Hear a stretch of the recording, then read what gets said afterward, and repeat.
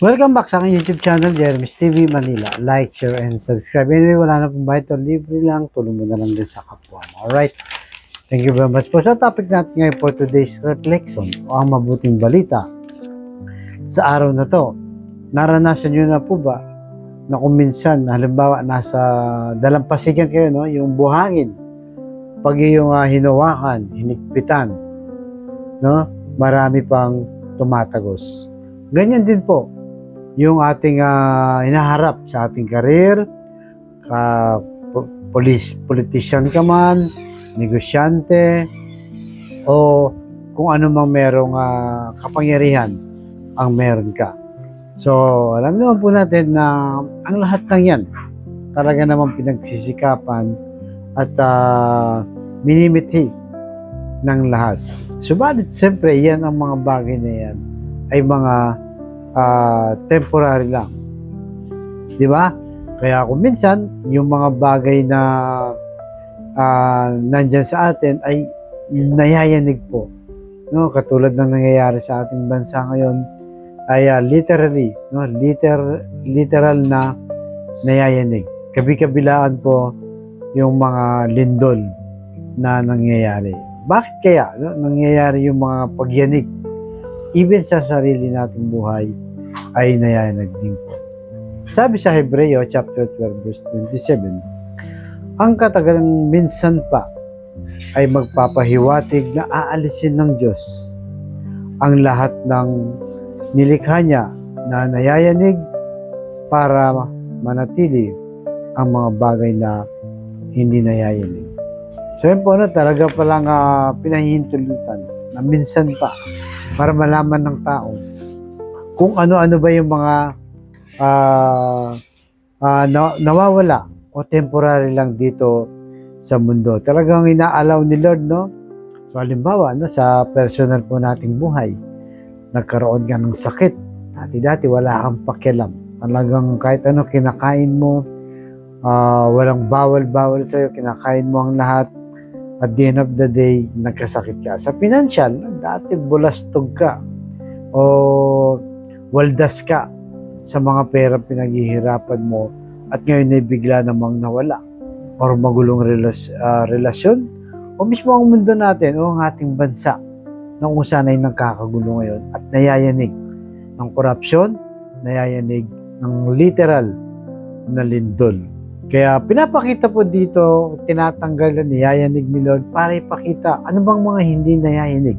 Yung pananampalataya po natin sa Diyos. Na kahit na anong mangyari, no? Na kung ikaw ay malalim, ang pananampalataya mo ay hindi ka mayayanig. Di ba? Kahit marami kang pera, hindi mo yan ina-idolatry. No? Hindi mo yan ina-idol. Tinutulong mo lang yan sa kapwa. No? Hindi mo ginagawang Diyos. Yan po na yung kasikatan, kapangyarihan, hindi mo ginagawang parang Diyos ang mga yan. Kaya, kumbaga, ang lahat ng eternal ay hindi nayayanig. Kagaya ng kaharian ng Diyos, di ba? Kahit na anong mangyari, hindi yan mayayanig. Nandun at nandun pa rin ang kaharian ng Diyos. Mga kaharian dito sa lupa, marami ng mga bumagsak, no, na mga taong makapangyarihan nung araw, kasaysayan ng Biblia o kasaysayan ng mismong mundo na talagang walang natira. Wala na silang lahat ngayon, yung mga taong makapangyarihan noon, wala na po. Nayanig din sila. Kaya talagang napakaganda, no? Yung talagang lagi tayong magdasal at patatakin ang ating pananampalataya na kung saan ito yung hindi nayayanig o nawawala. Di ba lagi pong nandyan yan? Kahit na anong sakuna, kapag ang pananampalataya ang umiral sa iyo, ay tsak yun, magiging matatag ka. Kung paano mo ito malalabanan, kung paano mo ito iraraos. Siyempre, sa tulong ni Lord, no? Na laging magdasal, huwag kalimutan si Lord, kausapin ng ating Panginoong Jesus, para tayo ay magkaroon ng peace of mind.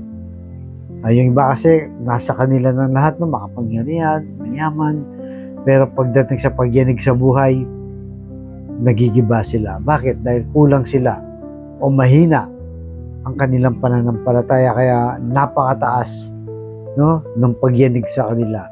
Kaya kung mahina ang iyong pananampalataya at malakas ang pagyanig sa iyo, bibigay ka. Pero kung malakas ang pananampalataya mo, kahit gaano pa kalakas ang pagyanig sa buhay mo, ay tsak yun malalagpasan mo. Dahil alam mo, hindi ka pababayaan ni Lord at kasama mo at nandyan ang kanyang presensya. Kaya sa mga kapatid natin ngayon nanonood sa aking vlog, may mga pagyanig sa buhay, mga problema sa financial, sakit, relasyon,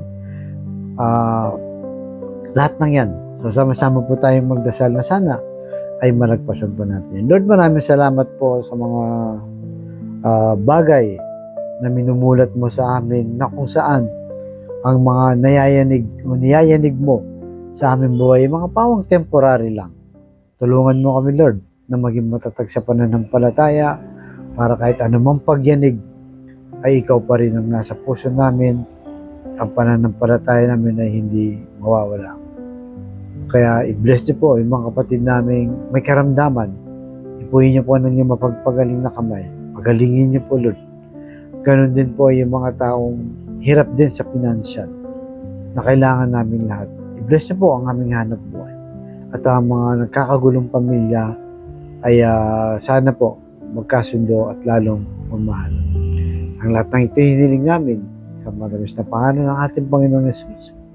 Amen and amen. God all be the glory. Sa ngalan ng Ama ng Diyos sa Espiritu Santo. Amen. Thank you very much po and God bless.